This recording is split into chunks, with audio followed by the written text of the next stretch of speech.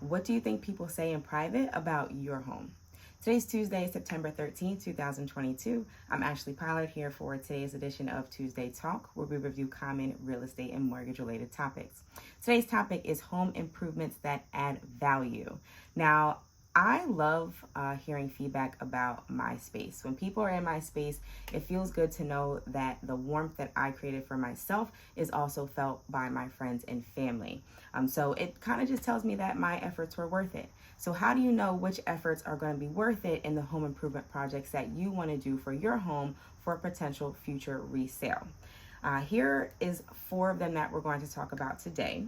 And we're going to start with first impressions, because first impressions are everything. Your curb appeal is going to tell a lot to the buyers because they've already seen all the pictures online of your home if it's currently on the market. So when they pull up to your house, if the outside does not look as though they thought it would, they might not even go in the house. And this has actually happened to me on appointments where we have a couple scheduled. We get out, my clients don't love it, and we hop right back in the car and go to the next appointment. So what are some things you can do to the exterior of your home?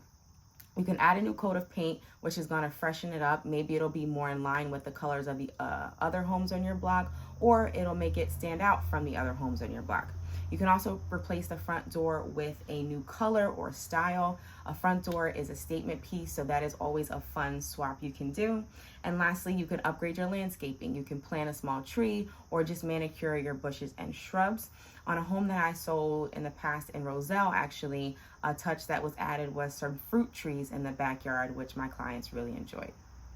So here you're going to see this data that represents the average increase in resale value for median price homes across 20 different markets. And this data is from the National Association of Realtors and also Open Door. And it is pre-pandemic data, but as we are shifting into a different market with more normal numbers that we're starting to see, some of these numbers might actually still hold true today.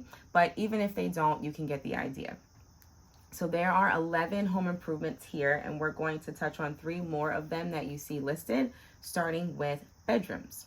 So a home's value definitely sees an increase when you add a second or even third bedroom. That increases the above ground living space by about 150 square feet. So that's a 10 by 15 room or any other dimension that gets you to 150 square feet. You want to make sure it's above ground because that is the square footage that actually counts toward a home's total square footage. Typically, bedrooms, as I said last week, they have to have a closet, a window, and a door. If it doesn't have all 3 of these components, it's technically not a bedroom.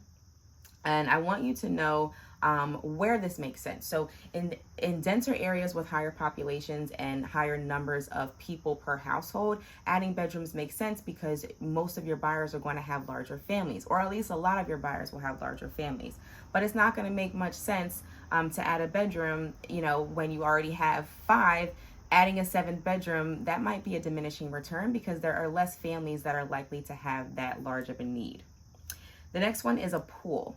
So you kind of have to determine for yourself while you live in the house, do you want to spare the expense of adding a pool? Is that something that you're truly going to enjoy and feel that you get a return on investment?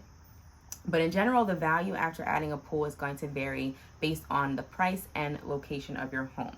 So an example, in southern markets, the higher the home value, the more value a pool can add because home values aren't as pricey in the south, and it is warm for most of the year. So that's going to make sense for families to enjoy the pool in their backyard.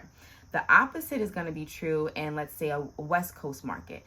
West Coast markets, very pricey. So adding a pool might actually be a turnoff to buyers who already are facing high home expenses in those types of markets. Another area might not make the best sense is up north, right? Up north where it's not summer for as long as it is in southern states or even in New Jersey. We have a good solid 3-4 months of warm weather. In the north, if there's not as much warm weather, it might not make sense to add a pool there. So you have to just determine based on your location. Lastly is a finished basement.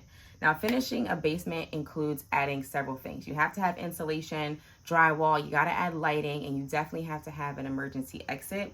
And this upgrade is also highly location specific. So here are some examples. In an area that's going to have a lot of historical Victorian craftsman type homes, some examples of those cities in New Jersey would be Montclair, Haddonfield, or even where I live in Summit. The finished basement hangout is definitely going to add value in those spaces, and people who are buying those types of homes definitely want a finished basement.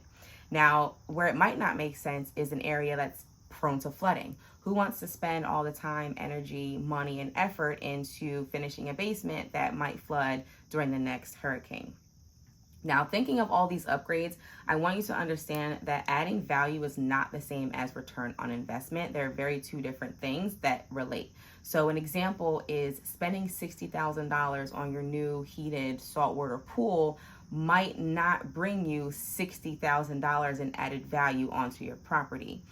You have to know how much a project could potentially add to the home's resale value to determine whether or not the cost of the investment is actually going to pay off for you. So here's another example of doing a kitchen remodel. Let's say the kitchen remodel is going to increase your home's value from $300,000 to $325,000. That's an increase of $25,000. But how much does it cost to do that kitchen? Let's say it costs $15,000 to put that brand new kitchen in. So what's going to be your net return? If you spent $15,000 to make $25,000, your net return is going to be $10,000 on that kitchen, which is a 67% return. And these are numbers that if you don't know how to do, don't worry about it. We can work through them together and do them together. But that, I want you to keep in mind, return on investment versus your cost of that actual investment. And home improvement has been one of my favorite things since I was a kid. So if you want to sit in your own home and go over some of this stuff, I can give you suggestions on things you can add and then what those costs might look like and connect you to people who could help. Thank you for tuning in to today's Tuesday Talk. I hope everyone enjoys the rest of their Tuesday, and I will see you next week. Have a great day.